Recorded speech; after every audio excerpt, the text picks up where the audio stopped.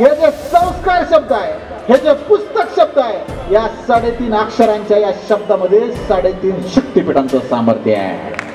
आज आमचा धर्म आम्हाला माहित होणार गेला, आमच्या धर्मातल्या काही गोष्टीपासून आम्ही दूर चाललो, आमचा संस्कार आम्हाला कळाला, आमच्या चाली रीती त्याच्या मागचं शास्त्र आम्हाला कळाना, आमच्या परंपरा किती उदात्त हिंदूने आम्हाला ठेवल्या ते आम्हाला कळाना, आणि आमचं सण आम्हाला कळाना, आमचा पोशाख आम्हाला कळाना, आमची आचारसंहिता आम्हाला कळाना, आमचा आहार आम्हाला कळाना. याचं एकमेव कारण आमच्या घरातली इरकलीची विद्यापीठ नाहीशी झाली, भारतातली विद्यापीठ नाहीशी झाली. आई हा शब्द उच्चारताना तुमचे दाताला दात लागत नाहीत, ओठाला ओठ लागत नाही. सगळा जो उच्चार आहे ना तो तुमच्या अंतःकरणातून बाहेर येतो. एकदा म्हणून बघा, आई.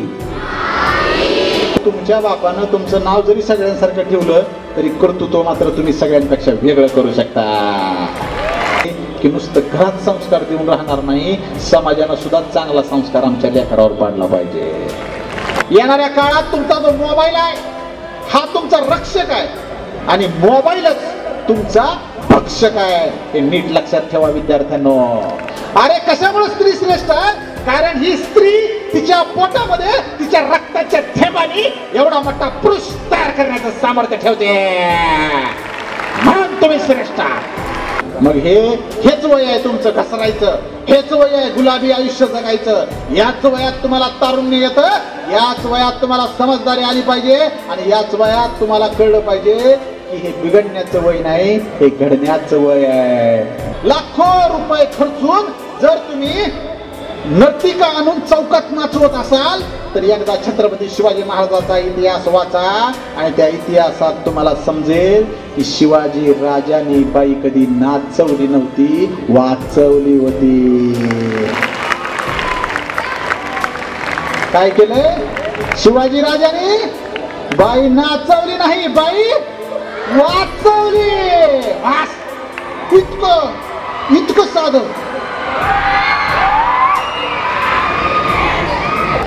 मग तुम्हाला सांगतो, ही विशाल गरड कोणत्याही जातीचा असू द्या, कोणत्याही धर्माचा असू द्या, पण माझ्या डोक्यामध्ये छत्रपती शिवाजी महाराज राहतात, माझ्या डोक्यामध्ये बाबासाहेब आंबेडकर राहतात, माझ्या डोक्यामध्ये साहित्यरत्न अण्णाभाऊ साठे राहतात, माझ्या डोक्यामध्ये अहिल्यादेवी होळकर राहतात. अरे विज्ञान आम्ही शिकतो, परंतु विज्ञानामध्ये अनेक गोष्टी आम्हाला अध्यात्मात मधूनच मिळालेल्या आहेत. हे गोष्ट आम्हाला मान्य करावी लागेल. अरे सलमान खाननं त्याचं शरीर कमावलं तुम्हाला आकर्षित करण्यासाठी, अरे तुझ्या बापानं त्याचं शरीर कमावलं तुला लहानाचं मोठं करण्यासाठी रे, तुला लहानाचं मोठं करण्यासाठी. आईच्या दुधाची आणि बापाच्या घामाची उतराई झाल्याशिवाय मी मरणाचं नाव सुद्धा घेणार नाही. या समाजामध्ये आईचा पदर आणि बापाची कॉलर नेहमी ताट राहिली पाहिजे, हेच माझं कर्तव्य असलं पाहिजे. माता भगिनी सांगा मोठ्यानं. Very good. 3.5 आहेत आणि त्यांची शक्ती किती अपरंपार आहे माहित आहे ना. आई तुळजाभवानी जर नाव नुसतं काढलं तरी आमच्यात भक्तिरस संचारतो, एवढी कुलस्वामीनी आई तुळजाभवानी आहे आमची. मग रेणुका माता म्हणा, महालक्ष्मी म्हणा आणि सप्तशृंगी म्हणा, माहूरगडची रेणुका, ह्यांना 3.5 शक्तीपीठ आहेत. म्हणजे हे जे संस्कार शब्द आहे, हे जे पुस्तक शब्द आहे, या 3.5 अक्षरांच्या या शब्दामध्ये 3.5 शक्तीपीठांचं सामर्थ्य आहे. 3.5 शक्तीपीठांचं सामर्थ्य. आणि जर हे सामर्थ्य संस्कारात नसलं असतं तर आज एवढा मोठा कार्यक्रम या ठिकाणी उभाच राहिला नसता. कारण तपोरत्न योगी राजेंद्र शिवाचार्य महास्वामीजी यांना गुरुस्थानी म्हणून आदरणीय कुंभार सर आणि त्यांचे सर्व हे जे शिष्य आहेत त्यांनी आपल्या गुरुचं हे मागणं आणि गुरुचा हा संदेश आणि गुरुची जी सेवा या माध्यमातून करायचं ठरवलं, हे फक्त आणि फक्त त्यांनी त्यांच्यावर केलेल्या संस्कारामुळं. म्हणून समाजाचं आणि संस्काराचं लय महत्वाचं नातं आहे. आता नातं काय काय हळूहळू उलगडत सांगतो. आता माझे सगळे विद्यार्थी बंधू मोठ्या संख्येने उपस्थित आहेत. शाळेतली किती जण आहेत तर हात वर करा. लय जण शाळेतलीच आहे, ती खाली हात करा. 70% तर शाळेतलेच आहेत. मग आता तुमच्यासाठी एक गोष्ट सांगतो, सांगू का? एवढ्या आवाजावर मी जोक सुद्धा सांगत नाही. सांगू का नको? नाही, आवाज का नाही कुंभारी रोडला सुद्धा गेला नाही. आवाज कुठे गेला पाहिजे माहिती आहे का? 7 रस्त्यापर्यंत गेला पाहिजे ना. आणि त्यांना सुद्धा कळलं पाहिजे अरे तर काय चालू आहे बाबा. हे सांगू का नको गोष्ट? थँक्यू धडकातली माणसं तिकडे लईच पावर आहे का तुमच्यात. शेवटी तुम्ही कोणत्या शाळेचे विद्यार्थी आहोत? नेताजी सुभाषचंद्र बोस. हा एकटा माणूस ज्यानं सगळ्या देशामध्ये सगळ्या जगामध्ये आपल्या भारताचा झेंडा फडकावला. आणि आम्ही सुद्धा मर्द मावळे आहेत हे सगळ्या जगाला ठणकावून सांगण्याचं काम नेताजी सुभाषचंद्र बोस यांनी केला. आपल्या या सैन्यांचा पाया खऱ्या अर्थाने भारतामध्ये स्वतंत्र भारताच्या आधी कुणी मांडला, कुणी पेरला, कुणी उभारला असेल तर ते फक्त नेताजी सुभाषचंद्र बोस यांनी. लक्षात असू द्या. आणि आज त्यांचं नाव ज्या शाळेला आहे त्या शाळेचे तुम्ही सगळे विद्यार्थी. आणि खरं सांगू का त्या नावेला साजेस तुमचं वर्तन आणि तुमचा उत्साह आहे. त्यामुळे तुमच्या मनापासून आभार. आणि आता गोष्ट अशी आहे, एक जिल्हा परिषदेची शाळा असते, गाव असते. आता छोटस खेडेगाव होतं, जिल्हा परिषदेची शाळा असते. जिल्हा परिषदेच्या शाळेला एकदा काय होतंय, इन्स्पेक्शन येतंय. इन्स्पेक्शन म्हणजे काय तर एक साहेब असते मोठा, ते साहेब येऊन काय करणार, तपासणी करणार. आता ज्यावेळेस तिकडून ते संदेश येतो इकडे हेडमास्टरला की कुणीतरी मोठा साहेब आहे ते आता आपल्याला तपासणी करायला यायला लागलाय, मुख्याध्यापक घाबरतात की हे म्हणले कसं काय साहेब कसं काय येणार, आपलं तर काय कमीच आहे सगळी लोकसंख्या, इकडून तिकडून दाखला आणल्या तर म्हणले आता अवघड आहे आपलं. तर म्हणले जर त्यानं तपासायला चालू केलं तर आपल्याला जेलला जावं लागेल. त्याच्यावर शाळेतला शिपाईला टेन्शन होता, 1 नंबर शिपाई. शिपाई म्हणला सर काय टेन्शन घ्यायला लागला. अरे मला कुणीतरी साहेब लोक यायला लागले आपली शाळा तपासायला. मग काय म्हणून टेन्शन घ्यायला लागला. मग त्यांना कसं काय करायचं, आता एक काम करा म्हणला, फक्त 2000 रुपये माझ्याकडे द्या, बाकी सगळं माझे मी मॅनेज करतो. मुख्याध्यापकाला तर बरंच आहे की पटकीन 2000 रुपये दिले शिपायाकडे. शिपाई निघून गेला. दुसऱ्या दिवशी शिपायानं सगळी तजवीज करून ठेवली. ठरल्या वेळेला साहेबाची गाडी गावात आली. निश्चित गाडी आली की शिपाई पळत गेला, म्हणला साहेब थांबा म्हणला गाडी. साहेबाची गाडी थांबली. हा म्हणला कुठं चाललाय, हे म्हणले शाळेला तपासायला चाललोय. हा म्हणलं कुठं तिकडे शाळेला तपासायला जाताय, तुमच्या आवडीचा मस्त ब्रँड आणलाय, तिचं खाली शिजुबी घातलंय आणि त्या ब्रँड सोबत बसायला भारी कंपनी देणारी, एक बंपर उडला तरी उडणं उठणारी असली भारी भारी कंपनीची माणसं सुद्धा आणल्यात. तिकडे कुठे जाता, पुन्हा बघू आधी ही करला पाहुणचार घ्या म्हणले आमचा. साहेब लय कडू होता, साहेब इमानी होता. साहेब काय म्हणला, अजिबात नाही ड्रायव्हर, या शिपायाचा अजिबात ऐकू नको, आपली गाडी घे डायरेक्ट चल शाळेत. आता तुमच्यासारखी असली शाळा आणि जिल्हा परिषदेची शाळा आणि एवढं मोठं प्रांगण. साहेबाची गाडी आली. साहेबाची गाडी भर करत आली की डायरेक्ट त्यांच्या मैदानात थांबली. मैदानात थांबली की साहेब उतरलं तीच दरवाजा उघडला की डायरेक्ट पळतच 4थीच्या वर्गात गेलं. कितवीच्या? 4थीच्या वर्गात गेलो. आता मला सांगा तिथल्या शिक्षकाला, मुख्याध्यापकाला, पोरांना माहित होतं का साहेब येणार आहे? कारण ह्यांनी 2000 रुपये देऊन मिटवला होता विषय, ह्यांनी कोणाला सांगितलं बी नाही येणार आहे. पण झालं उलटच, साहेब आलं डायरेक्ट 4थीच्या वर्गात गेलं. वर्गात गेल्या गेल्या पहिल्याच लाईनीतल्या एका पोराला साहेबांनी प्रश्न विचारला, सांग दिल्लीचं तख्त कोणी फोडलं, सांग दिल्लीचं तख्त कोणी फोडलं. पोरगो घाबरलो, उभारलो, म्हणला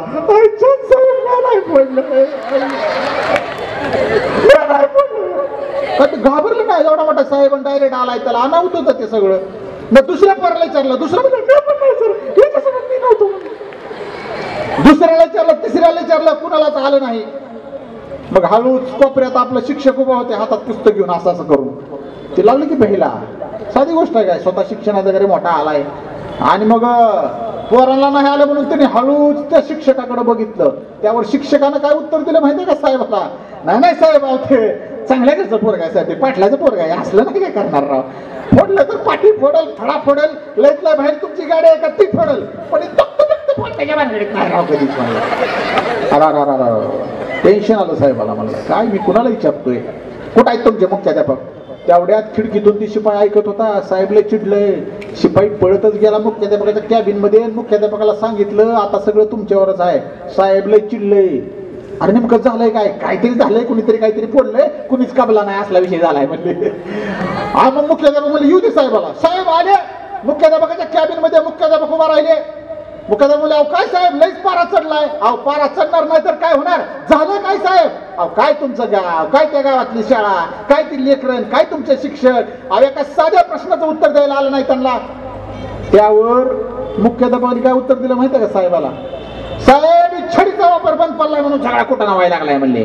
फक्त 5 मिनिट मला छडी हातात घ्यायची परवानगी द्या, एका एका पोराकडून कबूल करून घेतो. दिल्लीचं तख्त कुणी कुणी फोडलं. झाला आता तर विषय संपला. का पोराला आलं नाही, शिक्षकांना आलं नाही, मुख्याध्यापकाला आलं नाही. घेतला एक कोरा कागद, फार मेमो फाडला शाळेच्या नावानं, संबंधित गट शिक्षण अधिकाऱ्याला पाठवून दिलं पंचायत समितीला. तिकडून 7 दिवसानं पत्र आलंय आणि त्या पत्रात काय लिहिलं होतं माहित आहे का, सदर तक्ताचा प्रथम पंचनामा करण्यात यावा, तदनंतरच योग्य ती कारवाई करावी. आता ह्या गोष्टीतला गमतीचा भाग सोडून द्या. ही गोष्ट काय कुणी आयऱ्या गायऱ्यानं सांगितली नाही, आयऱ्या गायऱ्यानं तयार केली नाही. श्रेष्ठ वक्ते दिवंगत शिवाजीराव भोसले हे त्यांच्या व्याख्यानात त्यांनी ही गोष्ट सांगितलेली आहे. त्यामुळे ह्याला एक मोठा संदर्भ आहे. आणि यातली गमतीची भाग सोडून द्या. अरे मग असा जर आमचा इतिहास, आमच्या शिवाजी महाराजांचा इतिहास, आमच्या भारतरत्न डॉक्टर बाबासाहेब आंबेडकरांचा इतिहास, आमच्या साहित्यरत्न अण्णाभाऊ साठेंचा इतिहास जर असा आमच्या लेकरांमध्ये मुरणार असेल तर आम्ही संस्कार द्यायला कमी पडलो का नाही? पडलो. परंतु इथून पुढच्या काळामध्ये आम्हाला जर चांगला संस्कार आमच्या लेकरावर द्यायचा असेल तर त्यांना आमचे सगळे महापुरुष समजून सांगावे लागतील. आज आमचाच धर्म आम्हाला माहित होणार गेला, आमच्या धर्मातल्या काही गोष्टीपासून आम्ही दूर चाललो, आमचा संस्कार आम्हाला कळाला, आमच्या चाली रीती त्याच्या मागचं शास्त्र आम्हाला कळाना, आमच्या परंपरा किती उदात्त हिंदूने आम्हाला ठेवल्या ते आम्हाला कळाना, आणि आमचं सण आम्हाला कळाना, आमचा पोशाख आम्हाला कळाना, आमची आचारसंहिता आम्हाला कळाना, आमचा आहार आम्हाला कळाना. याचं एकमेव कारण आमच्या घरातली इरकलीची विद्यापीठं नाहीशी झाली, भारतातली विद्यापीठं नाहीशी झाली, आणि म्हणून त्यांचा संस्कार आमच्यावर पडाना आणि आमच्यावर सगळा पाश्चात्य संस्कार पडायला लागला, म्हणून आमचा संस्कार दूर गेला. मग संस्कार याचं नातं सांगत असताना या संस्काराचा घनिष्ठ संबंध आपल्या घरात असणाऱ्या त्या आजीशी आहे, आपल्या घरात असणाऱ्या त्या आजोबांशी आहे. कारण ह्यानीला का 50-50 पावसाळं, हिवाळं, उन्हाळं असं खाऊन टाकलेत. आणि एवढा सगळा अनुभव असणारी ही विद्यापीठ आता मात्र आम्ही वेगळ्या पद्धतीनं, आता शिका आवाज आलाय बघा, मग अशी सेटिंग बदलली होती काय? व्हेरी गुड, थँक्यू, असंच राहू द्या. आयुष्य फार सुंदर आहे, फक्त माईक सिस्टीम वाला चांगला पाहिजे, नाहीतर काय नाही. तर मी बॉम्ब लावायची होतो आतडी ताणू ताणू, मग अशी मला जरा लय ताणावं लागलं आहे का नाही, पळीवर रक्त आटलं असेल माझं. थँक्यू. कुठं होतो आपण? आजी आजोबा. इथं सुद्धा बऱ्याच आजी आजोबा या ठिकाणी उपस्थित आहेत.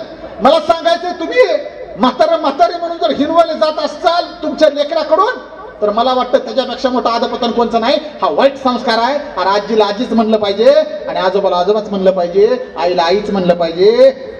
हा संस्कार आम्हाला जाणं गरजेचं आहे. परंतु आता काय झालंय, सगळी पाश्चात्य संस्कृती आली, आणि आता पहिलं तर पप्पा वगैरे तिथपर्यंत ठीक होतं, डॅडी इथपर्यंत ठीक होतं, आता तर डॅडा. लेकरं काय म्हणतात? माय डॅडा. पहिलं तर मम्मी वगैरे म्हणायची, आता मॉम. काय म्हणतात? हे मॉम. अरे नीट तरी म्हण की, म्याव म्याव काय करायला लागलाय तू? ती संस्कार आहे गेला का तुझा? अरे मग का बरं आपल्या संस्कृतीनं सांगितलंय, आपल्या वारसदाराने सांगितलंय बाबा आईला आई म्हणणार. आई हा शब्द उच्चारताना तुमचे दाताला दात लागत नाहीत, ओठाला ओठ लागत नाही. सगळा जो उच्चार आहे ना तो तुमच्या अंतःकरणातून बाहेर येतो. एकदा म्हणून बघा, आई. कुठून आला आवाज? हिथून बीबीच्या देठापासून आई. ताण पडला इथं, बरोबर आहे का? मॉम म्हणा बरं. वाटलं का काय? हे संस्कार आहे.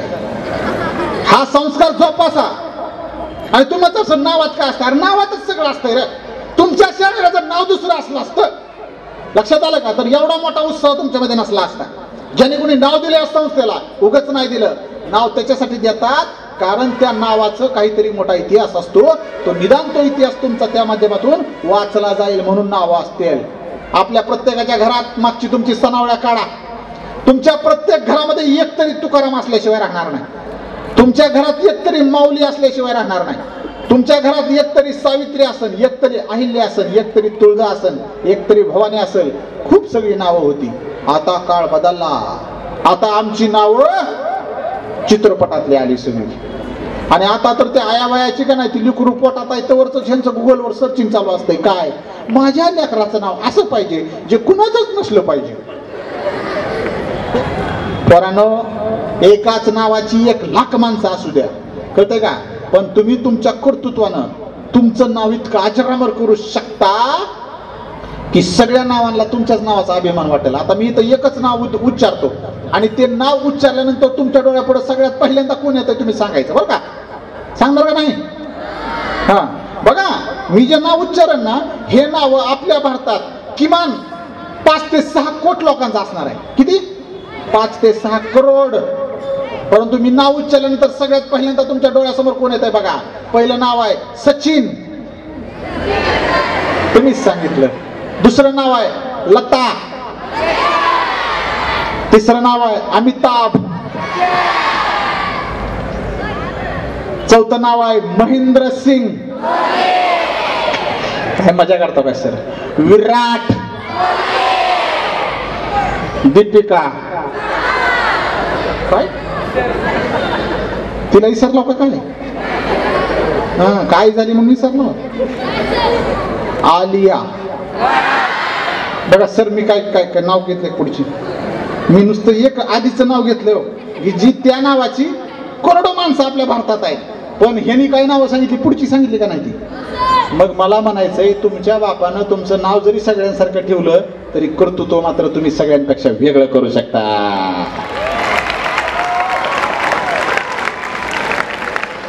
त्यामुळे माझं नाव विशाल आहे, पण भविष्यात कधीतरी अजून 10, 15, 20 वर्षानं जेव्हा कोणीतरी विशाल म्हणन की लगेच बाकीचे म्हणतात गरुड, वरड असं म्हणणार तुम्ही. इथपर्यंत सामर्थ्य तुमच्यामध्ये आहे आणि तुम्ही ते केलं पाहिजे, ह्या मताचा मी आहे. मित्रांनो, आज नातं, संस्कार आणि समाजाचं याचं गुंफण घालत असताना मला अजून एक खूप महत्वाचा किस्सा आणि विचार तुम्हाला या ठिकाणी सांगायला आवडतो की समाज म्हणजे काय असतो. सांगा, समाज. पहिला समाजामधला हा सहकार्याचा असतो. जो समाज एकमेकाला सहकार्य करत पुढे जातो तोच आपल्या समाजातील त्या सगळ्या दुर्जनांना मुक्तीचा मार्ग दाखवतो. आणि ज्या समाजामधला तो गळून पडतो त्या पुढचं शिल्लक राहते. समाज ह्याच्यापासून काढा, काय शिल्लक राहील? मग तो असा माजलेला समाज इतिहास घडवू शकतो का? नाही. आणि म्हणून त्या समाजामध्ये सहकार्य पाहिजे. आणि मग समाज घडत असताना सगळ्या जातीपाती धर्माची सगळी माणसं एकत्र नांदतात आणि त्यांचा एक वेगळा संस्कार आपल्यावर पडत असतो. याचं एक सुंदर उदाहरण मी या ठिकाणी देतो. गमतीशीर आहे, तुम्हाला नक्कीच आवडेल. मी प्रत्येक व्याख्यानात सांगतो. आता माझ्या प्रश्नाचं उत्तर द्या. हे प्रणव, आता माझ्या प्रश्नाचं उत्तर द्या, नाही तर मी पाडे विचारेन भर सभेत. त्यामुळे पाड्यापेक्षा आपली ही माझा प्रश्न कधी बी चांगला. सांगणार का उत्तर? बघा, आता मी म्हणतोय तुमच्यावर विश्वास ठेवून, बरं का, बघू किती खरं उत्तर देत आहोत. सगळे शिक्षक पण हित आहेत, तुमचे माता भगिनी हित आहेत, वडील असतील. माझ्या एका साध्या प्रश्नाचं उत्तर द्यायचं. 1 नंबरच्या शिव्या कुणाकुणाला द्यायला त्यात हातावर करावे? अरे काय डेंजर आहे तरी, खरंच हातवर केली गेली. थँक्यू. खाली बस, बस बस खाली. तुम्ही म्हणता सर देऊन दाखवू का? अवघड आहे. हात खाली करा, हात खाली करा. हा, आता बघा, हिने हात वर केले. आता मला एक म्हणायचंय, आता दुसरे 3 प्रश्न आहेत तुमचे. इथं जे शिक्षक बसलेले आहेत, आदरणीय कुंभार सर आहेत पुढे. कुंभार सर, तुम्हाला एक प्रश्न. आता तुम्ही मुख्याध्यापक आहात, शाळेचे कर्तव्यदक्ष मुख्याध्यापक आहात, खूप छान शिकवता असं विद्यार्थ्यांनी सांगितलं. तर सर, कधी शाळेत तर तुम्ही शिक्षकांना सांगितलं का एक शिव्याचा तास घेत जावा? सुट्टी दिवशी वगैरे सर एखादा गपचिप तरी? नाही, खरंच नाही. नाही म्हणते. तुम्हाला शाळेत कधी शिव्याचा तास सरनी घेतला का? नाही. किंवा कधीतरी असं शिक्षक म्हणले का भविष्यात तुम्ही कधी भांडणं बिंडणं लागली तर उपयोगी पडत, मी सांगतो जरा 5-6 शिव्या चांगल्या घ्या? नाही. बरोबर. चला, शिक्षकाचा विषय संपला. हा, आता इथं वडील म्हणून पण तुम्हीच आहात सगळे. हा, शिक्षक हा वडील असतोच की, तुम्हाला लेकरं बाळ आहेतच की, किंवा पुढे दुसरी लाईन इथं पालकांची बसलेली आहे. तुम्हाला माझा प्रश्न आहे, वडिलांना, तुम्ही कधी तुमच्या पोराला जवळ घेऊन शिव्या शिकवले का? छान. भावकीची भांडणं लागली तर कामाला येईन, कोणी गाडीला धडक दिली तर कामाला येईन, कोणी गचुरी धरली तर ह्या शिव्या द्यायच्या, बायकोची भांडणं झाली तर ही शिव्या घाल. असलं कधी साहेब? नाही. सांगा तरी. नाही म्हणतात सगळे बरं का. थँक्यू. आता शेवटचा प्रश्न माझ्या माता भगिनींसाठी. तुम्ही कधी तुमच्या मुलीला मुलाला जवळ घेऊन व्यवस्थित 4 चांगल्या शिव्या शिकवल्या का? समजा उद्या तू नांदायला गेली, सासू सोबत भांडणं झाली, ही शिवी द्यायची. ननंद सोबत भांडणं झाली, ही शिवी द्यायची. धीरासोबत भांडणं झाली, ही शिवी द्यायची. असं कधी वेगळ्या ठेवणीतल्या तुमच्या शिव्या सांगितले का कधी? एक आई इथं नसेल जी म्हणेल की होय मी माझ्या पुरीला शिव्या शिकवल्या. नाही शिकवले तुम्ही. आता बघा, लक्षात घ्या. आता ह्या एका उदाहरणातून मी माझ्या विषयाला इतका न्याय देतो 1 नंबर की तुम्ही सुद्धा माणसाने न्यायच दिलाय. आपला विषय काय? नातं, संस्कार आणि समाजाचं. मग आता हा संस्कार आहे का नाही? वाईट असू द्या चांगला असू द्या, संस्कार आहे का नाही? शिव्या शिकणे. मग शाळेत शिक्षकांनी शिव्या शिकवल्या नाही, आई बापाने घरात शिव्या शिकवल्या नाहीत, तरी मी तुमचं पोरग 1 नंबरच्या. आणि जर आता विश्वास नसेल, कधी पोराची भांडणं लागू द्या, पुरीची भांडणं लागू द्या, लांबून कान देऊन ऐका. तुम्ही माणसांनी तर अपडेटेड व्हर्जन आहे माझं, म्हणजे आम्ही जरा हलक्यातच देत होतो. ह्यांचा तर असलं डेंजर आहे की कानातली केसच जळून जायची. असली डेंजर शिवाय द्यायला लागलेत पोरं आपली. आता लक्षात घ्या, इकडे नीट लक्षात घ्या. तुमच्या लेकराला शिव्या शाळेत शिकवायला नाहीत, आपण घरी शिकवायला नाहीत, त्याच्यासाठी गल्ली हेच विद्यापीठ असतं. कळतंय का? तुमचं पोरग शाळेत जायचं म्हणून घरातून निघतंय आणि शाळेपर्यंतचा हा जो रस्ता असतो, त्या रस्त्यावर समाज राहतो, समाज. आणि तो समाज सुद्धा आपल्या लेकरावर संस्कार करत असतो आणि तोच संस्कार आपलं लेकरू ग्रहण करत असतं. आम्हाला ही कळायला पाहिजे की नुसतं घरात संस्कार देऊन राहणार नाही, समाजानं सुद्धा चांगला संस्कार आमच्या लेकरावर पाडला पाहिजे.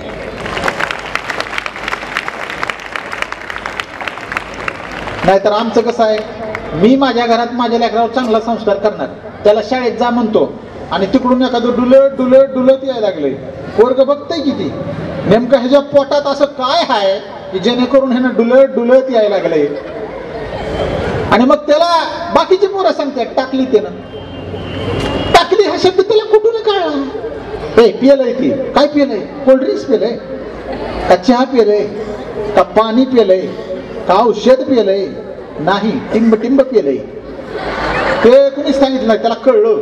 बरं ते किती प्याल्यावर कसं होतंय हे पण त्याला माहिती आहे आज. बाकी जुगाराचा तर विषय संपलाय साहेब. संस्कार इतका रस्ता तळाला गेला आमचा जुगाराच्या बाबतीत. एक काळ होता, आमच्या काळामध्ये जर घरात पत्त्याचा डाव जर सापडला तर बाप सुलून काढायचा, असला हाणायचा. आपल्याला सुद्धा माहिती आहे. आज आमच्या पोराच्या हातात मोबाईल गेला, खेलो जंगली रमी, ड्रीम 11. पोरग खेळायला लागलाय, पैसे लावायला लागलाय, माहित नाही तुम्हाला. हा वाईट संस्कार आहे. येणाऱ्या काळात तुमचा जो मोबाईल आहे हा तुमचा रक्षक आहे आणि मोबाईलच तुमचा भक्षक आहे, हे नीट लक्षात ठेवा विद्यार्थ्यांनो. आणि जर त्याला भक्षक म्हणून घरात ठेवायचं नसेल तर त्याचा लिमिटेड वापर केला पाहिजे, अनलिमिटेड नाही. म्हणून मोबाईलचा संस्कार आमच्यावर झाला, स्मार्टफोनचा संस्कार आमच्यावर झाला. अरे परंतु आत्ताची मागची जी पिढी होती आपली आई वडील, त्यांना त्याची हिस्ट्री क्लिअर करता येत नाही रे. त्यांना अनकॉग्निटो मोड काय ह्यांना माहित नाही रे. आणि तुम्ही मात्र अपडेटेड झाला. हळूच मला एक लेक्चर बघायचे म्हणून मोबाईल घेता आणि तुमचा रस्ता भलतीकडेच जातो. कुठं जातो मी सांगत नाही, पण माता भगिनींनो तुम्हाला आवर्जून सांगतो, हे जरा गांभीर्यानं का आम्ही जी पुढचं बोलतोय ते. कारण आपण लहान असताना तुम्हीच विचार करा, आपण वयात कितव्या वर्षी आलो. आणि आज जर तुम्ही तुमच्या लेकरा बाळाकडे बघत असाल तर तुमच्या लक्षात येईल की 5वीतली पोरगी शहाणी व्हायला लागली हो, आणि 3री 4थीतल्या पोराला सगळं कळायला लागलंय. हे सगळं फक्त त्या मोबाईल नावाच्या भक्षकामुळे व्हायला लागलंय. आणि जर वेळीच आम्ही त्याला आवर घातली नाही तर तुमच्या लेकराचं लहानपण खूप लहानपणीच मरून जाईल. आणि ती इतक्या लहानपणी मोठी झाल्यावर पुन्हा काय राहते हो सांगा की. जाणतं पण कसलं असतंय तुम्हाला सांगायची गरज आहे का? त्यात बाई पण जाणतं पण तर लईच बेकार. कारण सगळं सहनशीलताच आहे तिच्या आयुष्यात सगळी. एक बाई जेवढी जन्मल्यापासून मरेपर्यंत सहन करते का, त्याच्या 10% सुद्धा आम्हाला सहन करावं लागत नाही शारीरिक व्याधी, तेवढ्या तुमच्याकडे आहेत. म्हणून मला जर कोणी विचारलं का विशालगड तुझ्यासाठी स्त्री श्रेष्ठ का पुरुष श्रेष्ठ, मी एका दमात म्हणतो माझ्यासाठी स्त्री श्रेष्ठ. स्त्री श्रेष्ठ, त्रिकाल बाधित सत्य, स्त्री श्रेष्ठ. पुन्हा म्हणतात कसं काय स्त्री श्रेष्ठ? कारण जेव्हा पुरुष त्याच्या पोटामध्ये स्त्री तयार करेल तेव्हा पुरुष श्रेष्ठ. पण कधी झालंय का असं कुणाला? चुकून ढवळे लागलेत का कुणाला? चुकून पोटात बाळ वगैरे काय? तुम्ही म्हणता काय सर असं कसं होईल काय होईल? मग सांगतो काय, ऐका ना. अरे कशामुळे स्त्री श्रेष्ठ? कारण ही स्त्री तिच्या पोटामध्ये तिच्या रक्ताच्या थेंबानी एवढा मोठा पुरुष तयार करण्याचं सामर्थ्य ठेवते. म्हणून तुम्ही श्रेष्ठ, तुम्ही श्रेष्ठ. विशालगड एवढा गरजतो, एक पुरुष म्हणून गरजतो. अरे परंतु या पुरुषाचा देह एका स्त्रीच्या रक्तानं तयार झाला हे लक्षात असू द्या. रक्तानं तयार झालेला आहे आणि ते रक्त आहे माझ्या आईचं. म्हणून आईला विसरणार का कधी? काय विसरायच नाही, कळलं का कधी? आता तुम्ही वयात यायला लागलात, काही जण लहान मुलं असतात ती सोडून द्या, पण आता इथं बरीचशी कळती लेकर राहिली बघा. कळती म्हणजे कळलं ना, त्यांना मी बोलतो ते सगळं कळतंय आता. मग तुम्ही आता जसे जसे मोठे होतात, तुम्ही वयात येतात, वयात आलं की तुम्हाला सगळं गुलाबी गुलाबी दिसायला लागतं. इथं तसं गुलाबीच केलंय म्हणा सगळं. कळतं का नाही? गुलाबी गुलाबी म्हणजे विचार गुलाबी रे. आणि ती जी गुलाबी विचार तुमच्या डोक्यात येतात त्याच्यातच आमचा पाय घसरू लागतो. आणि नेमका आमचा संस्कार काय सांगतो? आमचा संस्कार काय सांगतो? प्रेम आणि वासना याच्यातला फरक आमचा संस्कार सांगतो. पण हल्लीच्या पोरांना प्रेम आणि वासना ह्याच्यातला फरक कळायला तयार नाही. की तुम्हाला तुमचा एवढा सुंदर देह जो दुसऱ्याने तुमच्याकडे फक्त एकदा बघितलं की मनात भरावं इतकं सुंदर सौंदर्य तुम्हाला तुमच्या आई बापामुळे मिळालं का कुणामुळे मिळालं? कुणामुळे मिळालं? तुमच्या आई बापामुळे मिळालं. आणि जण तुम्हाला म्हणला साला एकदा बघितलं की माझा तर जीवच गेला, आणि त्यानं तुम्हाला फक्त 5 मिनिट बघून जर तुम्ही त्याच्या मनात भरलात आणि त्या जन्मदात्या आई बापाला लात मारून जर तुम्ही त्या तिराईत व्यक्तीसोबत काही क्षणिक सुखासाठी जात असताल तर ह्या गोष्टीला नालायकपणा नाही तर दुसरं काय म्हणू शकतो आपण. म्हणून वेळीच सावध व्हा. आई वडील ह्यांच्यापेक्षा मोठी संपत्ती या जगात दुसरी कोणतीच नाही. कारण ही 2 व्यक्ती आपल्या आयुष्यात अशा आहेत त्या पुन्हा कधी रिप्लेस केल्या जाऊ शकत नाहीत. त्यांना विचारा ज्यांना आई बाप नाहीत, त्यांना कधी आईचा आणि बापाचा फोन सुद्धा येत नाही, त्यांचा कधी मेसेज येत नाही. त्यांना विचारा आई बापाचं महत्व आयुष्यातलं. आणि तुम्हाला असताना सुद्धा ह्या गोष्टी आणि असल्या अवदसा सुचल्या तर या गोष्टीला कळायचं काय? एक खरी घटना, सत्य घटना सांगतो. एक इंजिनिअरिंगची पोरगी होती. इंजिनिअरिंगची पोरगी तिच्या वर्गातल्या का इंजिनियर विद्यार्थ्यासोबत पळून गेली. दोघाला बी नोकरी नव्हत्या, काय नव्हत्या. प्युअर सैराट झालं त्यांचं पुण्यामध्ये. आणि सगळ्यात दुर्दैवाचं गोष्ट काय माहित आहे का? ती मुलगी इतकी आंधळी झाली त्या पोराच्या प्रेमात, पोरग तर काहीच कमी येत नव्हतं. ज्यावेळेस त्यांच्यावर पोलीस केस टाकली आणि पोलिसांनी तिच्या आईबापाला बोलवलं पुरीच्या की ह्या पुरीचं काय म्हणणं आहे का, त्यावेळेस सगळ्या पोलिसात देखत त्या पुरीचं स्टेटमेंट काय होतं माहित आहे का? की मी ह्या व्यक्तीला ओळखत नाही, स्वतःच्या जन्मदात्या बापाला. आणि जर आमच्या जीवाला धोका असेल तर तो ह्याच माणसापासून आहे सर. ह्याच्यापेक्षा दुर्दैव काय आहे? म्हणजे त्या बापानं तसा जरी नाही मेला तरी आतल्यात तो मेलेलाच आहे. आणि ज्याच्या आयुष्यात ते दुःख येतं का त्याला माहित आहे दुसरी किती सलते. जोपर्यंत चितेवर तुमचा मेंदू जुळून राख होत नाही का तोवर ही डोळ्यातून जात नाही. मग हेच वय आहे तुमचं घसरायचं, हेच वय आहे गुलाबी आयुष्य जगायचं. याच वयात तुम्हाला तारुण्य येतं, याच वयात तुम्हाला समजदारी आली पाहिजे आणि याच वयात तुम्हाला कळलं पाहिजे की हे बिघडण्याचं वय नाही, हे घडण्याचं वय आहे, घडण्याचं वय आहे. मग घडा की. मग आम्ही शिकायला लेकरं शाळेत लावतो आणि शिकायच्या मागे सुद्धा आमचा संस्कार काय आहे माहिती आहे का? पोरांनी शिकावं फक्त नोकरी मिळवण्यासाठी. चुकीची कन्सेप्ट आहे. नोकरी छोकरी भाकरी बस. काय काय म्हणलं मी? नोकरी छोकरी भाकरी. ह्याच्या पलीकडे आमचं शिक्षण जायला तयार नाही हो. मग तुम्हाला मूल्य शिक्षण येणार आहे का नाही? पर्यावरण कळणार का नाही? शिक्षण म्हणजे काही नुसती 4 मार्क आहेत काय तुमची? या मार्काची सूज लागली आम्हाला. आणि आमच्या घरच्यांनी सुद्धा जे पालक तुमच्या लेकराला रेतचा घोडा समजतात का, त्यांना जरा ठणकावून सांगतो, तुमची लेकरं रेतचा घोडा नाहीत, त्यांच्यावर पैसे लावायला. आणि उद्या तू चांगला नोकरी लागशील आणि आम्हाला आमचं पैसे माघारी देशील. अरे ते तुमचं लेकरू आहे. समाजात एक सृजनशील नागरिक म्हणून त्याला बनायचं आहे. आणि सृजनशील नागरिक तेव्हाच बनेल जेव्हा तो एक माणूस म्हणून जगेल. आणि त्याचे हे जे सगळे विद्वत्ता आहे का, असे व्याख्यानाचे कार्यक्रम काय आयोजित करायचे, याच्यातून जे सांगतो ना, हे त्याला जगणं कळलं पाहिजे. नाहीतर वर्गात तुमच्यात 1 नंबरचा पोरगा आहे, सगळा बोर्डात पहिला आलाय, आणि इकडून जाताना एक म्हातारी माणूस तिला रस्ता ओलांडायचा आहे आणि त्याकडे ढुंकून सुद्धा त्यानं बघितलं नाही, गेलं निघून. चाटायचे का त्याच्या मार्काला? तसंच चुलीत घाला की तिकडे त्या मार्काला. कारण एका आबला नारीला त्यानं हातभार लावला नाही. उद्या तुमच्यातलं एक रेसलर पहिलवान आहे, एकदम म्हणजे काय म्हणतात त्याला, नॅशनल लेवलला त्यानं ऑलिम्पिक कसलं पदक मिळवलंय, आणि कुणीतरी तिऱ्हाईत माणूस एका मुलीला सत्तूर घेऊन मारायला लागलाय. त्यांची खासगी भांडणं असू द्या, पण त्याचं ते हातात धरायचं सामर्थ्य त्याच्या हातात येईल का? ते तेव्हाच येईल ज्यावेळेस त्याच्या डोक्यावर संस्कार मदतीचा होईल. आणि ज्यावेळेस आमच्या प्रत्येक पोरावर छत्रपती शिवाजी महाराजांच्या विचारांचा संस्कार होईल, त्यावेळेस असा कोणता नराधम जन्माला येणार नाही जो आमच्या आया बहिणीवर हात टाकेल. नाहीच जन्माला येणार.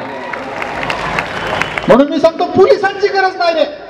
मी ज्यावेळेस शिवचरित्रावर व्याख्यान द्यायला जातो त्यावेळेस 1.5 तास असं शिवचरित्र सांगतो जे आजपर्यंत उभ्या आयुष्यात त्यांनी ऐकलेलं नसतंय. मी प्रसंग सांगत नाही छत्रपती शिवाजीराजांच्या काळातली, फक्त एवढीच गोष्ट सांगतो, साहेब संस्कार चुकीचा व्हायला लागलाय.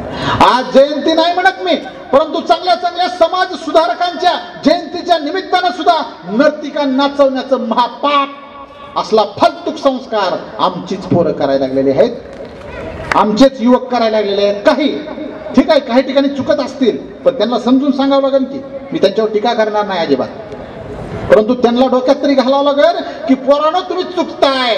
लाखो रुपये खर्चून जर तुम्ही नर्तिका आणून चौकात नाचवत असाल तर एकदा छत्रपती शिवाजी महाराजांचा इतिहास वाचा आणि त्या इतिहासात तुम्हाला समजेल की शिवाजी राजांनी बाई कधी नाचवली नव्हती, वाचवली होती. काय केलंय शिवाजी राजांनी? बाई नाचवली नाही, बाई वाचवली. वास इतकं साधं. मला अभिनंदन करायचंय आपल्या तपरत्न योगीराजेंद्र शिवाचार्य महास्वामीजींच्या सर्व शिष्यांचं, या सर्व शाळेतील शिक्षकांचं, या कुंभार सरांचं, संस्थापकांचं, की उद्या सगळ्या शिक्षकांनी 10-10 हजार रुपये जरी काढले, किती लई नाही, 10-10 हजार रुपये जरी काढलं तरी भारतातली सगळ्यात सुंदर नर्तिका इथं नाचायला येऊ शकते. पण आता लक्षात घ्या, का बरं तसं त्यांनी केलं नाही? कारण त्यांच्यावर काय आहे? संस्कार. नुसता समाजाचा नाही, या दिव्य पुरुषाचा संस्कार आहे त्यांच्यावर, आणि म्हणून ते असं करणार नाहीत. मग इतकं साधं कळत नाही आम्हाला. बरं ऐका, त्यांच्यावर बी काय टीका टिप्पणी करायची नाही, पण ज्या नर्तिका आहेत त्यांचं ते काम आहे, त्यांची ती कला आहे, सॅल्यूट कलेला. पण ती कला, त्याची एक आचारसंहिता आहे का नाही? काय आहे आचारसंहिता? 4 भितडाच्या आतमध्ये 18 वर्ष पूर्ण झालेल्या माणसानीच जावं, बघावं, नो प्रॉब्लेम. तुझी काय संपत्ती सगळी नाही ती गाडी बंगला सोनं बिनं सगळं उडवते, बस का, आम्हाला काही प्रॉब्लेम नाही. पण तू काय करायला लागलाय? तू चुकायला लागलाय. आमच्या बायकांना इथं आणतो, त्यांच्यासोबत बारक्या बारक्या पोरी येतात, आमची पोरं येतात, शाळेतली पोरं, आणि तिनं जशी झटके देते का तसं ती पोरगवर येऊन झटकं देते, असं असं असं. अरे बाबा, कंबर हलवायचं वय आहे काय त्याचं? आणि त्यात बरीच म्हणून हळूच ती घेऊन त्याला एक पप्पी द्यायची. झालं, मला ते 4-5 दिवस तर उठेल का दिली करू? काय संस्कार आहे? तुम्ही रील्स बघितले का? ते तसले म्हणतो, तसले रील आहेत. आणि आम्ही बघतो, तुम्ही रील्सवर असं 2दा-3दा केलं ना, 4था रील तसलाच आहे. आणि असल्या सगळ्या वाईट वातावरणातून आम्हाला चांगल्या वातावरणाकडे जायचंय. म्हणून मगाशी पाटील सरांनी माझा परिचय करून देताना सांगितलं का नाही, डिजिटल मैत्री. आता तुम्ही इंस्टाग्रामवर जावा, व्याख्यान झाल्यावर गरड.विशाल किंवा विशाल गरड इंग्लिशमध्ये टाईप करा, लगेच माझा अकाउंट येईल. तुम्ही का नाही 2 दिवस तर हलणार नाहीत त्या अकाउंटवरून. एवढा चांगला कंटेंट तुम्हाला बघायला मिळेल. आणि मी प्रमोशन म्हणून सांगत नाही, की जबाबदारी म्हणून सांगतो. का? कारण वाईट गोष्टीला पंख असतात, चांगल्या गोष्टीला पाय सुद्धा नसतात. ही चांगली गोष्ट आहे. आवर्जून बघायचं, आवर्जून लेकरांना दाखवायचं. का? चांगला विचार आहे की रे, गावाकडला विचार आहे, मातीतला विचार आहे, जनावरांचा विचार आहे, पक्ष्यांचा विचार आहे. यातून आम्ही काहीतरी घेतलं पाहिजे. आम्हाला आमच्या सगळ्या पूर्वजांनी सांगितलं निसर्गासोबत राहा. ही संस्कार आहे, समाजाने टाकलेला संस्कार आहे का नाही? निसर्गासोबत राहा, चांगलं चुंगलं शेतातलं खावा, ताजं ताजं खावा. कोणी संस्कार सांगितलंय? पूर्वजांनी सांगितलंय, म्हणजे निसर्गाने सांगितलंय, देवानं सांगितलंय. लका तू आता जे काही खातो ते सगळं बाटली बंद. पाणी सुद्धा बघा केव्हा बाटलीतच, काही तांब्यात नाही, बाटलीच, प्लॅस्टिक सगळं आणि प्रिझर्वेटिव्ह. इथून पुढच्या 10 वर्षामध्ये भारत देश या सगळ्या पृथ्वीवरचा सगळ्यात जास्त कॅन्सरचे पेशंट असलेला देश असणार आहे. हे मी मोगम नाही बोलत, रिसर्च आहे याच्या मागे. सगळ्यात जास्त मधुमेहाचे पेशंट, डायबिटीसचे पेशंट असलेला देश असणार आहे. आणि त्यात तुमची लेकरं खूप लवकर बळी पडणार आहेत. म्हणून आयांनो, बाहेरच्या खाण्याच्या बळी पडू नका. तुमच्या लेकराला काय ते तुमच्या हातचं चांगल्या संस्कारानं खाऊ घातलेलं हे तुम्ही त्याला द्या. कारण तुम्ही ज्यावेळेस हॉटेलात जेवायला जातो का, तिथला जो शेफ असतो ना, त्याचं जॉब म्हणजे त्याचं ते नोकरी आहे म्हणून ती करत असते. तर बाबा या त्याची जी इच्छा असते ना ती त्यात उतरलेली असते त्या जेवणात. आई ज्या वेळेस लेकरासाठी काहीतरी पकवत असते ना, तेव्हा तिचं प्रेम त्याच्यात उतरलेलं असतं. म्हणून म्हणतो आईच्या हाताला लय चव आहे. उगच म्हणत नव्हती, तिचा हात ती करताना त्याची भावना असते की माझ्या लेकराचं पोट भरलं पाहिजे, हे जे खाईन करू त्याच्यापासून त्याची तब्येत चांगली झाली पाहिजे, त्याचं स्वास्थ्य चांगलं राहिलं पाहिजे. हा विचार तुमच्या मेंदूतला त्या हातातून त्या कणकीत मळतंय रे, आणि मग त्यातून ते तुम्ही पोटात खातंय. ही खूप मोठी समृद्धी आहे, लक्षात असू द्या. हा संस्कार आहे, हा आहाराचा संस्कार आहे. समाजानं हा संस्कार धुडकावलेला आहे. सगळ्यांना नोकरी लागाना म्हणून आता बिझनेस मध्ये वळली, सगळ्यांनी हॉटेल टाकली आणि सगळी हॉटेलिंग व्यवसाय बहुतांशी सिंथेटिक कलर तसले आणि टेस्टिंग पावडर, बास. ह्या 2 गोष्टीशिवाय हॉटेलच चालत नाही कोणाच. कारण ती जी तुम्हाला स्पेसिफिक टेस्ट आहे का, ती फक्त ह्याच गोष्टीमुळे येते. मला हॉटेल व्यवसायिकाला काही म्हणायचं नाही, त्यांचा तो धंदा असेल, परंतु कुठं जायचं काय खायचं ह्याची अक्कल मात्र आपल्याला आता येणं काळाची गरज आहे. लक्षात असू द्या, हाही एक संस्कार आहे. आणि अजून एक महत्वाचा संस्कार तुम्हाला सांगणार आहे. 30 रुपयाचं पेट्रोल टाकतो, ऍव्हरेज चांगली देते गाडी. पण आता सगळ्यात महत्वाचा संस्कार तुम्हाला सांगतो, ज्या संस्कारामुळे विशाल गरड तासभर झालं इथं एवढ्या ताटमानेनं शब्द खालीनं पाडता इथं बोलू शकतो, तो संस्कार आहे वाचनाचा. कशाचा? वाचनाचा. वाचन ही एक अशी संस्काराची गोष्ट आहे जी तुम्हाला करोडो लोकांमध्ये सुद्धा वेगळं करू शकते.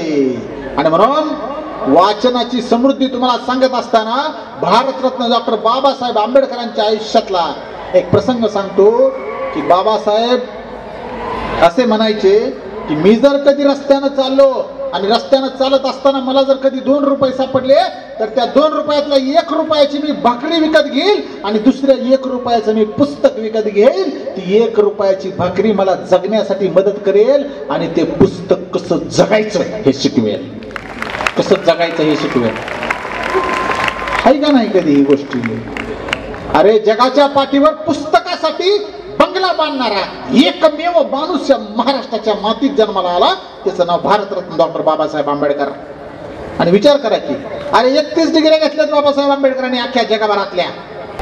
मग तुम्हाला सांगतो, ही विशाल गरड कोणत्याही जातीचा असू द्या, कोणत्याही धर्माचा असू द्या, पण माझ्या डोक्यामध्ये छत्रपती शिवाजी महाराज राहतात, माझ्या डोक्यामध्ये बाबासाहेब आंबेडकर राहतात, माझ्या डोक्यामध्ये साहित्यरत्न अण्णाभाऊ साठे राहतात, माझ्या डोक्यामध्ये अहिल्यादेवी होळकर राहतात, माझ्या डोक्यामध्ये ज्ञानेश्वर राहतात, माझ्या डोक्यात संत तुकाराम राहतात, माझ्या डोक्यामध्ये श्रीकृष्ण बी राहते, माझ्या डोक्यात श्रीराम पण राहते, माझ्या डोक्यात तुळजाभवानी बी राहते. कारण तुम्हीच त्या ईश्वराचे एक अंश आहात. आहेतच बरं का. कारण तुमचं शरीर कसलं पण असू द्या, कुणी पण देऊ द्या, तुमच्यातला जो आत्मा आहे का, तो आत्मा म्हणजे ईश्वर आहे, तो आत्मा म्हणजे परमेश्वर आहे. त्यामुळे तुम्ही किती बी कोणत्या देवाला जावा, तुम्ही ज्यावेळेस येता का तेव्हा ती देव म्हणतंय माझाच अंश मला भेटायला आला.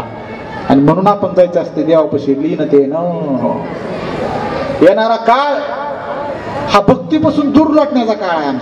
आमच्या अध्यात्माला कमी लेखनाचा काळ आहे येणारा काळ. म्हणजे काही माणसं तशी करतील, पण आम्हाला आमचं अध्यात्म हे विज्ञानापेक्षा कसं श्रेष्ठ आहे हे समजून सांगणं काळाची गरज आहे. लक्षात असू द्या.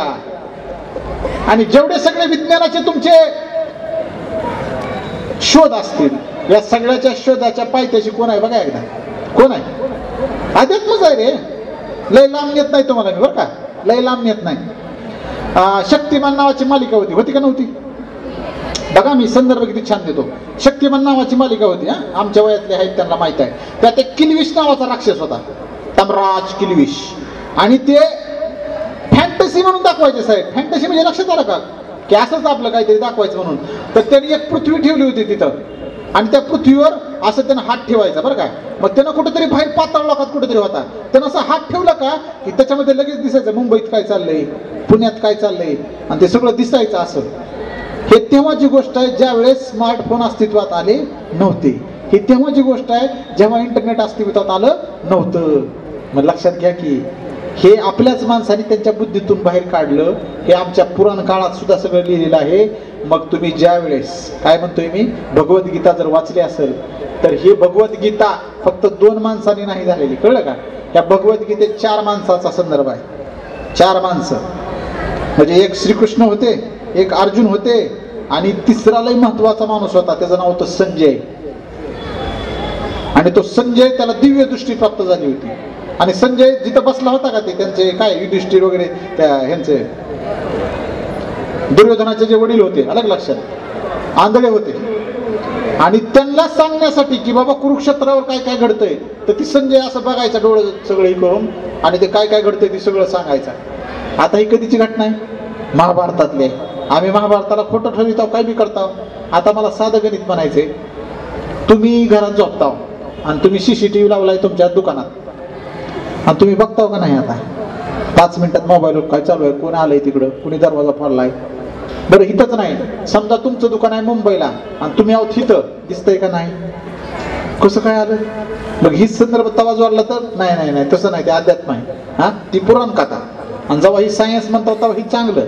अरे असे 1000 गोष्टी सांगता येतील तुम्हाला आपल्या अध्यात्मातल्या, की अध्यात्मात त्याचा उल्लेख आधी आहे आणि नंतर त्याचा शोध लागलेला आहे. विमान विमान विमान राईट बंधूंनी शोध लावला म्हणतो आपण. अरे ते तर 1800व्या शतकातला आहे रे.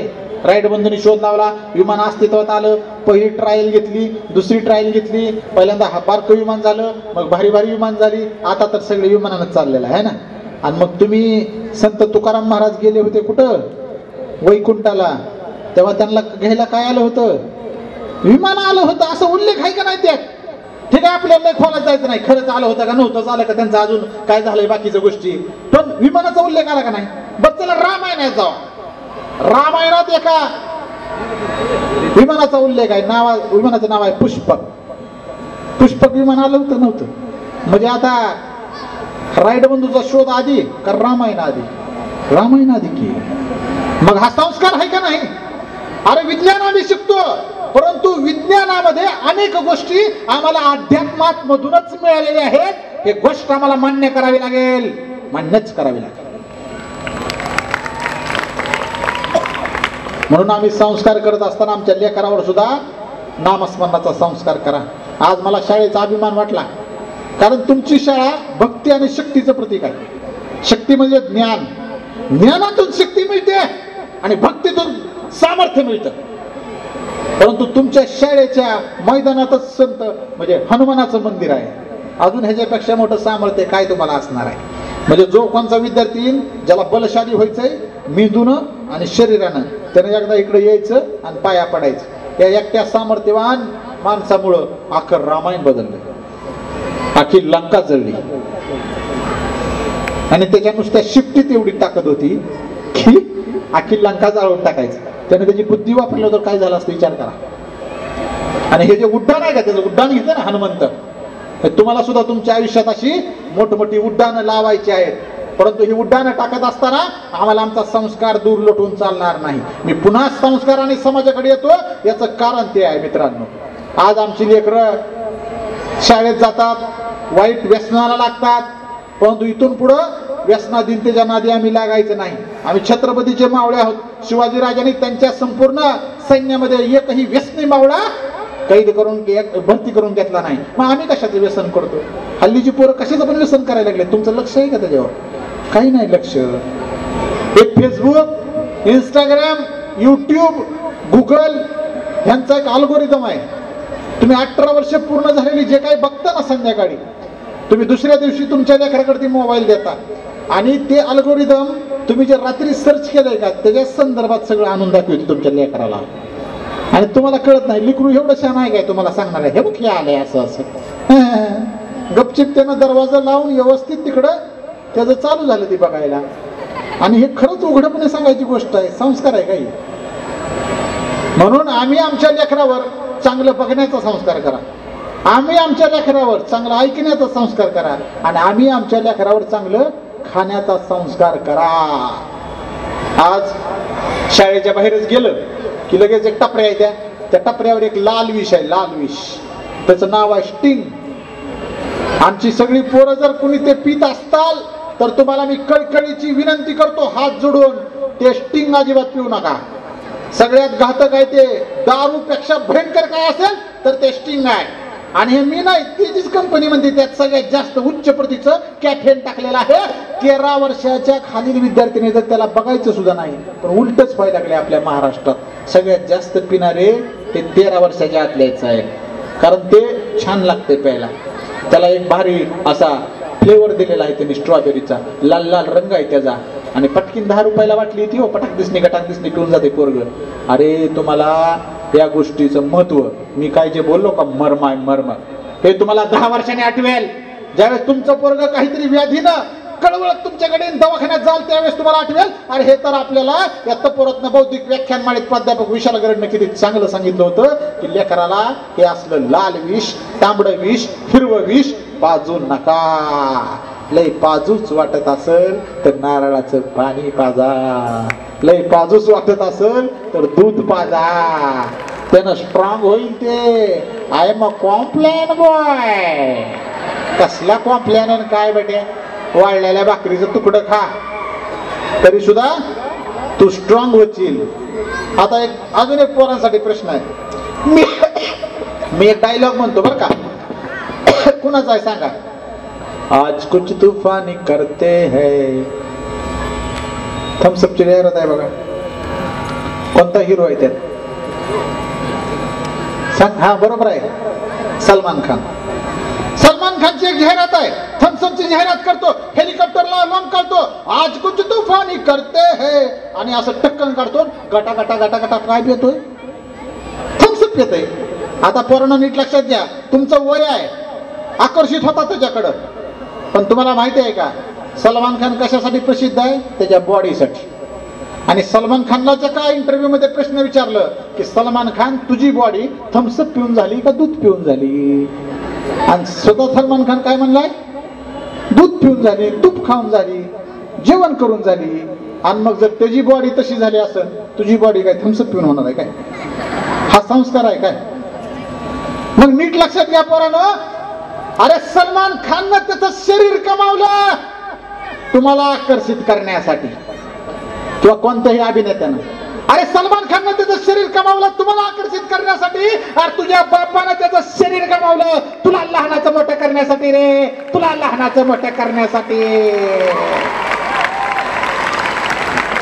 म्हणून कधीतरी एकदा त्या तुझ्या मोबाईलवर त्या सलमानचा डीपी काढून कधीतरी बापाचा ठेव रे, कधीतरी त्या आईचा फोटो ठेव रे. आणि ते मोबाईल त्यानंच घेऊन दिलाय, कुणी बापानं. मोबाईलला कव्हर कुणी घेऊन दिलंय? बापानं. त्याच्यामध्ये कार्ड कुणी घेऊन दिलंय? बापानं. कार्डला आधार नंबर कुणाचा? बापाचा. त्याच्यात बॅलन्स कुणी टाकलाय? बापानं. आणि मोबाईलवर फोटो कुणाचा? हिरोईनचा. फुकतातच.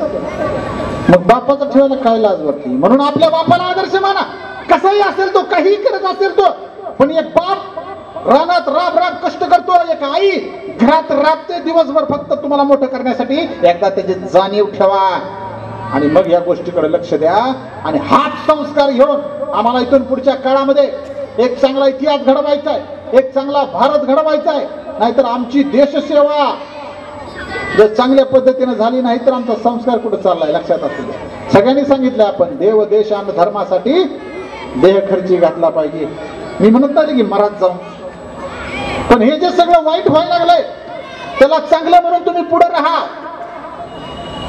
आज मी ज्यावेळेस तुमच्या शाळेमध्ये आलो आणि शाळेमध्ये तुमच्या सगळ्या शाळेची दरवाजे बघितली, खिडक्या बघितल्या, त्या दरवाजा आणि खिडक्यावर जे जे लिहिलंय का सुंदर सुविचार, इतके सुंदर आहेत. तुम्ही नुसतं तेवढं जरी पाठ केलं आणि त्यातलं अर्ध जरी आत्मसात केलं तरी सुद्धा तुम्ही एक नवा इतिहास घडवाल. इतकं सामर्थ्य त्या प्रत्येक वाक्यामध्ये आहे. हे सगळं जेवढं लिहिलंय तेवढं. थोडे मार्क कमी पडले मग तो डिप्रेशन आलंय, थोडं नापास झालं म्हणतं mummy I am in tension. बेटा what is the spelling of tension? I don't know. But ती म्हणते की टेन्शन. अरे तुला स्पेलिंग माहित नाही टेन्शनचं, तुला बट डिप्रेशनचं स्पेलिंग माहित नाही मग तुम्हाला डिप्रेशन आलंय.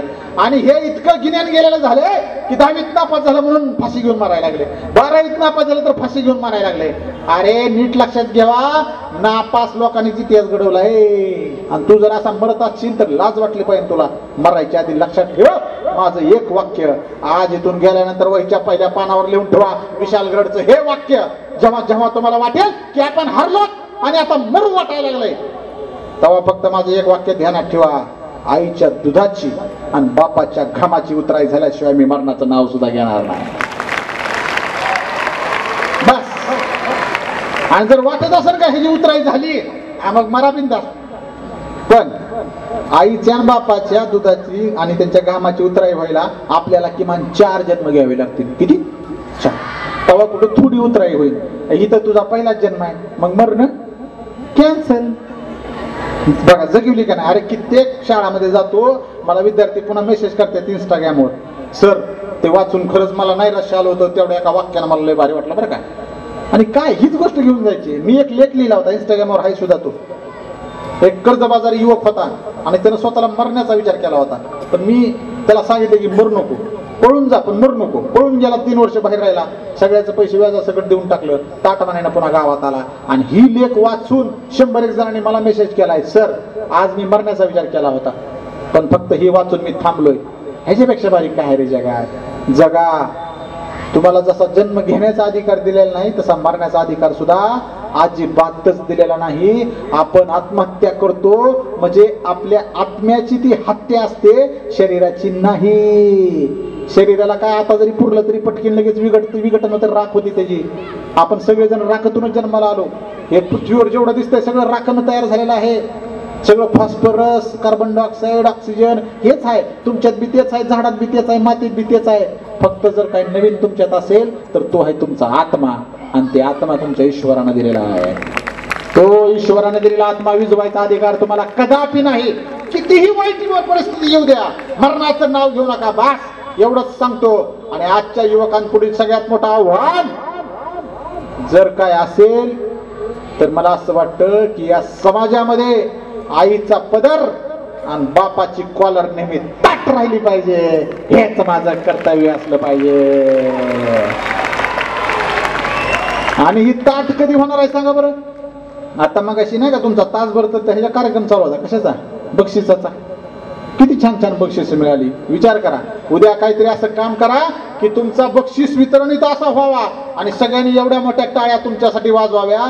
त्यावेळेस तुमच्या आईच्या डोळ्यात फक्त बघा, तुमच्या बापाच्या डोळ्यात फक्त बघा, इतका अभिमान तरळलेला असेल का, त्यांचा ऊर भरून येईल. अरे माझ्याच पोटात लेकरू तयार झालं हे आज, त्याच्यामुळं मला सामर्थ्य प्राप्त झालं, त्याच्यामुळं मला ओळख प्राप्त झाली. अरे तुमची ओळख ही तुमच्या आई बापाच्या नावावर अवलंबून असते. पण लक्षात ठेवा, जेव्हा तुम्ही स्वतःचं कर्तृत्व निर्माण करता तेव्हा तुमच्या नावानं तुमच्या आई बापाला ओळखायला लागतात. हे महत्वाचं, हे कर्तृत्व महत्वाचं आहे. आज मी सुद्धा शाळेत असताना सगळे म्हणायची विजय गरडाचं पोरग आहे, हे मोहिण्याचं पोरग आहे. विजय माझे वडील विजयचं पोरग आहे, आई मोहिनी माझी आई मोहिन्याचं पोरग आहे. अजून मी त्यांचाच आहे, कायमचाच राहणार आहे. पण काही कार्यक्रमानिमित्त जर माझे आई वडील आले का, सगळे आजी म्हणतात हे विशाल गरडचे आई वडील आहेत. आणि मग त्यांना फार छान वाटतं, अभिमानानं ऊर भरून येतो. अरे काय केलंय माझ्या आईने, संस्कारच केलाय की कशाचा, अरे वाचनाचा संस्कार केला, तिला वाचनाची आवड होती. माझ्या आजोबाला वाचनाची आवड होती, त्यांनी माझ्यावर वाचनाचा संस्कार केला. माझ्या वडिलांना वाचनाची आवड होती, त्यांनी माझ्यावर वाचनाचा संस्कार केला. संस्कार ही छोटीशी गोष्ट आहे जी तुम्हाला खूप मोठी करू शकते. म्हणून सांगतो, नातं, संस्कार आणि समाजाचं हे आहे. आणि तुम्ही चांगलं नातं निर्माण करा, जसं आपलं आज निर्माण झालं. मगाशी मी आलो होतो, शाल बिल दिसली, तुम्ही म्हणसाल कोण बाबा आलाय का की बाबाई, असं तुम्ही म्हणला असाल. पण ज्या वेळेस मी आता 1.5 तास झालं या ठिकाणी बोलतोय आणि बोलल्यानंतर तुमचं माझं काय तयार झालं की नातं तयार झालं. हो का, मला तुमच्या सगळ्याचे चेहरे स्पष्ट अजिबात दिसत नाही, पण मी तुम्हाला स्पष्ट दिसलोय. आणि मी कसा दिसतोय ह्याच्याशी घेणे देणंच नाही तुम्हाला. मगाशी म्हणले मी अभिनेता आणि कुठे काय, हा फलाना बिस्ताना त्याचं काही कामच नाही इथं. इथं फक्त मी जे काही बोललोय का, जे शब्द आहेत का, ते फक्त तुमच्या मेंदूमध्ये ठेवा. मी असेल नसेल उद्या, पण हे मात्र ह्याला व्हॅलिडिटी नाही बरं का, कधीच नाही. आणि तुमची लेकरं आयुष्यभर स्मरणात ठेवतील. जेवढी माझी व्याख्यान असतील युट्यूबवर, सगळ्या महापुरुषाचे आहेत. विशाल गरड म्हणून नुसतं सर्च करा, सगळ्या महापुरुषाची व्याख्यान आहेत. गप्प बसून लेकराला ऐकायला लावा. एक चांगला विचार त्याला मिळेल, एक चांगला संस्कार त्याला मिळेल. आणि मग आम्ही आमच्या लेकरावर कसा संस्कार करतो त्यावर ठेवतं की तुमचं लेकरू संस्कार निघणार का नाही. नाहीतर एक गंमत सांगतो एक छानशी बघा. लहान लेकरू असते, जन्माला येते, आलं की नाही. मग जन्माला आलं की ते सगळ्यात पहिल्यांदा त्याला कोण बघतंय, आमच्या लहानपणी सुईनी बघायच्या. सुईनी म्हणजे ज्या काय म्हाताऱ्या बाया असतात ना, 4-5 चांगल्या जरा खमक्या बाया, ज्यांना त्याचा अनुभव आहे डिलिव्हरीचा, त्या यायच्या डिलिव्हरी करायच्या. आता त्याचा दर थोडा मरण्याचा जास्त झाला बायका डिलिव्हरीमध्ये, त्यामुळे आता दवाखान्यात केली पाहिजे आणि दवाखान्यातच केली पाहिजे. मग दवाखान्यात ज्या वेळेस आईच्या पोटातून ते बाळ येतं, सगळ्यात पहिल्यांदा ती सिस्टर बघते, ते डॉक्टर बघते. आणि सिस्टरला तेवढंच काम असते, कोणासारखी दिसते, बाहेर आल्या आल्या दमत नाही, लगेच आईसारखंच आहे बरं का. आई थोडी शुद्धी ती पहिल्यांदा तर काय झालंय, हे तर रोगच आहे आम्हाला, काय झालंय, अरे भाऊ लिकरू झालं, हीच लई मोठी गोष्ट आहे. विचारा त्यांना ज्यांना एक बी अपत्य नाही, विचारा त्यांना ज्यांची कूस अजून उजवली नाही, विचारा त्यांना ज्यांना लिकरू होण्यासाठी अनंत अडचणी आहेत. आणि तुला झालं तर काय झालं, पोरगं झालं का पुरगी झाली. अरे छत्रपती शिवाजी महाराजांना पहिली पुरगी झाली.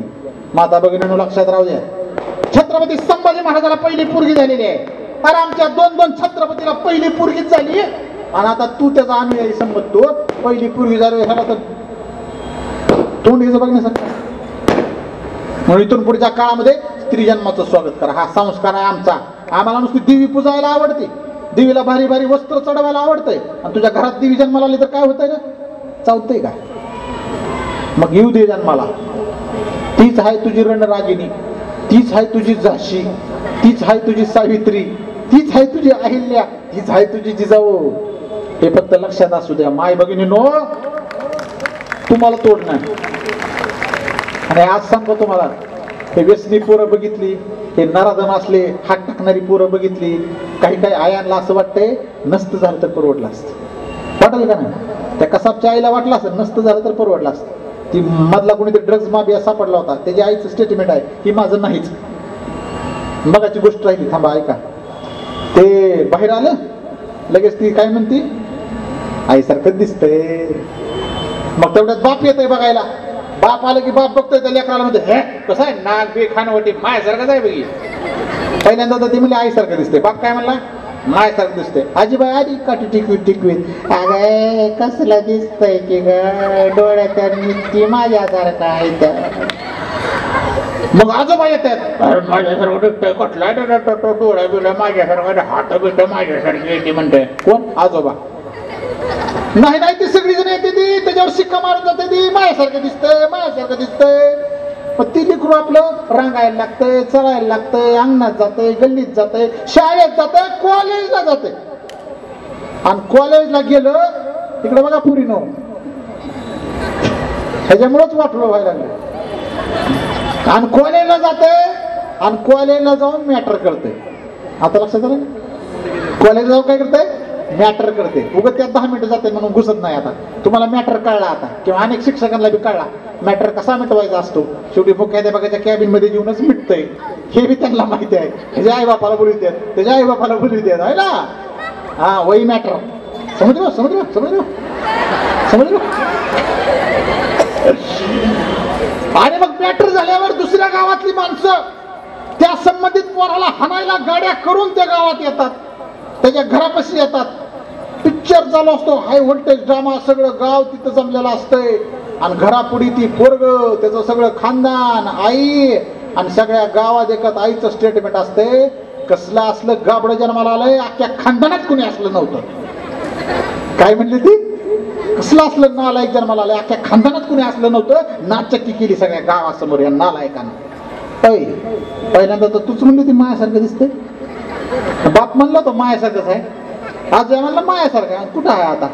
म्हणजे लक्षात घ्या तुम्ही पोरांनो, संस्कार तुम्ही कुणासारखं बी दिसा, पण संस्कार तुमच्यावर कोण पाडताय त्याच्यावर खरतय की तुम्ही कुणासारखं राहणार. म्हणून चांगल्याच्या संगतीत राहा, चांगलं काहीतरी कराल. वाईटाच्या संगतीत घ्या, वाईटच कराल. त्यामुळं संगतीत चांगल्याच्या राहावा. म्हणून येणारा काळ हा वाईट मार्गाला तुम्हाला उत्तेजित करण्याचा काळ आहे. परंतु जर चांगल्या मार्गाला जायचं असेल तर आम्हाला चांगलं वाचनाचा संस्कार आमच्यावर पाडून घेतला पाहिजे. जर आम्हाला चांगलं संपूर्ण आयुष्य तंदुरुस्त जगायचं असेल, रोगराईपासून मुक्त राहायचं असेल, तर चांगल्या आहाराचा संस्कार आम्हाला पाडून घेतला पाहिजे. या समाजामध्ये स्वतःचं एक स्वतंत्र स्थान निर्माण करायचं असेल तर तुम्हाला स्वतःवर अभ्यासाचा संस्कार पाडून घेतला पाहिजे. आणि जर स्वतःला या सगळ्या सृष्टीमध्ये सिद्ध करून दाखवायचं असेल तर अध्यात्माचा संस्कार पाडून घेतला पाहिजे. तर खऱ्या अर्थानं आजच्या या कार्यक्रमाचं सार्थक झालं असं म्हणता येईल. खरं तर बराच वेळ झाला बोलतोय आणि तुमची बी चुळबुळ आता वाढलेली आहे. आणि मला माहित आहे आता 1.5 तासपेक्षा जास्त झालं मी बोलतोय, परंतु स्टँडर्ड टाइम खरं व्याख्यानाचा 45 मिनिटं असतो. आणि मी जिथं जाईन तिथे 1 तासाभराच्या वर तर बोलत नाही, कारण मी कसं आहे कमी वेळेत जास्त विचार देणारा वक्त आहे. आणि तुम्ही डोळा झाकून एकदा आठवा घरी गेल्यावर की मी किती वेळात काही काही मुद्दे मांडले आणि तुम्हाला आठवतील ह्याची मी गॅरंटी देतो. इथून पुढे घरी जावा, घरी झोपताना एकदा आठवा विशाल गरड काय बोलला. शक्य झाल्यास तुम्हाला आवडल्यास माझे विचार तुम्ही पुढे पाठवा.